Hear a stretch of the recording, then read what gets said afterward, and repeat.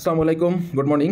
আজকে আমরা একটা রেনাল ফিজিওলজির problem based question and answer নিয়ে আলোচনা করব। সো প্রথমে আমি প্রবলেম স্টেটমেন্টটা বলছি যে 24 years old male presents to emergency department with severe dehydration after running a marathon in hot weather.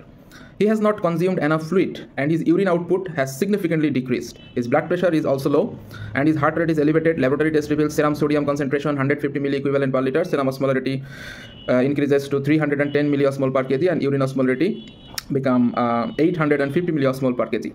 Now, the first question is, what physiological mechanisms are responsible for reduction in urine output in this patient? তাহলে আমরা চিন্তা করি যে এই পেশেন্টটা hot ওয়েদারে সে ম্যারাথনে অংশ নিয়েছিল এবং সে এনাফ ফ্লুইড ইনটেক করে নাই এবং সে ডিহাইড্রেটেড হয়েছে। তাহলে এই কন্ডিশনে তার কী হবে, ডিহাইড্রেশনের কারণে বডি ফ্লুইডের অসমোলারিটিটা ইনক্রিজ করবে। ওকে, অলরেডি এখানে দেওয়া আছে সেরাম অসমোলারিটি 310। ওকে, তার মানে অসমোলারিটি বেড়ে গেছে and it will stimulate the osmoreceptor in the হাইপোথ্যালামাসের অসমো রিসেপ্টরকে স্টিমুলেট করবে, যে কারণে পোস্টেরিয়র পিটুইটারি থেকে এডিএইচ সিক্রেশন অর্থাৎ অ্যান্টিডায়াবেটিক হরমোন সিক্রেশন ইনক্রিজ করবে। এখন ব্লাডে যদি এডিএইচ কনসেন্ট্রেশন ইনক্রিজ করে তাহলে এডিএইচ কোথায় কাজ করবে? এরা রেনাল টিউবুলের যে ডিস্টাল পার্ট সেখানকার যে ওয়াটার পারমিয়াবিলিটি ইনক্রিজ করবে এবং ওয়াটার রিঅ্যাবজর্পশনটাকে ইনক্রিজ করবে। তাহলে ওয়াটার রিঅ্যাবজর্পশন যদি ইনক্রিজ করে তাহলে ইউরিন ভলিউম ডিক্রিজ করবে। এই কারণেই কিন্তু এই পেশেন্টের ইউরিন আউটপুট ডিক্রিজ করেছে। এটাই প্রশ্নে চাওয়া হয়েছিল যে mechanism, physiological mechanism R responsible for reduction in urine output in this patient. এখন আমরা সেকেন্ড কোশ্চেনটাতে আসি। এখানে কোশ্চেনটা হচ্ছে, which hormone plays a key role in regulating urine concentration in this scenario?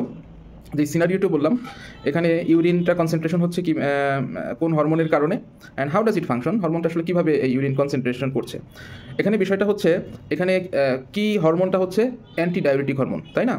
ADH সেই মেইনলি কী রোল প্লে করছে। এখন ADH আসলে কীভাবে ইউরিন কনসেন্ট্রেশনে হেল্প করে? আমরা জানি যে এডিএইচ আমাদের রেনাল টিউবুলের যে ডিস্টাল পার্ট সেখানে অ্যাকুয়াপোরিন ওয়াটার চ্যানেল কী করে, রেনাল টিউবুলার এপিথেলিয়ামের যে অ্যাপিকাল মেমব্রেন সেখানে ইনসারশন করে। ইনসারশন করলে কী হবে, এখানে ওয়াটার পারমিয়াবিলিটিটা ইনক্রিজ করবে, যে কারণে ওয়াটার রিঅ্যাবজর্পশন ইনক্রিজ করবে, তাই না? তাহলে বেশি ওয়াটার যদি রিঅ্যাবজর্পশন হয় তাহলে ইউরিন কী হবে, ইউরিন কনসেন্ট্রেটেড হয়ে যাবে।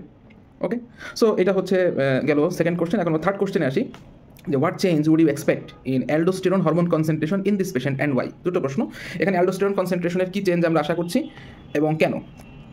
বিষয়টা হচ্ছে, এখানে অ্যালডোস্টেরন সিক্রেশন বাড়বে অর্থাৎ কনসেন্ট্রেশনটা ইনক্রিজ করবে। কারণটা হচ্ছে যেহেতু এখানে ডিহাইড্রেশন ছিল, ব্লাড প্রেশারটা কমে গেছে, তার মানে আমরা বুঝতেই পারছি যে এখানে সোয়েটিং ছিল, ফ্লুইড ইনটেক কম হয়েছে, তার মানে মাইল্ড হাইপোভলিউমিয়া ডেভেলপ করছে, ব্লাড প্রেশার স্লাইটলি ডিক্রিজ করেছে। তাহলে এই কন্ডিশনে কী হবে, রেনিন এনজিওটেনসিন অ্যালডোস্টেরন মেকানিজমটা অ্যাক্টিভেশন হবে। অ্যাক্টিভেশনের মাধ্যমে তারা কী করবে, সোডিয়াম রিটেনশন করবে। সোডিয়াম রিটেনশনের মাধ্যমে অ্যাকচুয়ালি তারা ব্লাড ভলিউমটাকে আবার নর্মালাইজ করার চেষ্টা করবে। সো এটা ছিল থার্ড কোশ্চেনের উত্তর। এই কথাগুলো কি আসলে যদি সাজিয়ে গুছিয়ে আমরা খুব সংক্ষেপে এখানে উপস্থাপন করতে হবে পরীক্ষার সময়। ধন্যবাদ সবাইকে।